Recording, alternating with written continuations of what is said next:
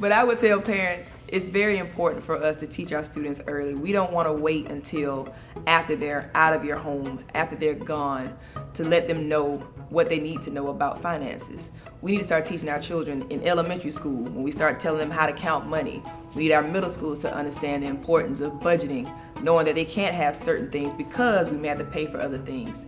And then telling our high school students what type of bills we have to pay, what we need to prepare for when it's time for college or when they're going into the work world. So I think it's very important that we start early with our students and kind of build as we keep them growing, as they keep growing, so they can understand why finance is important.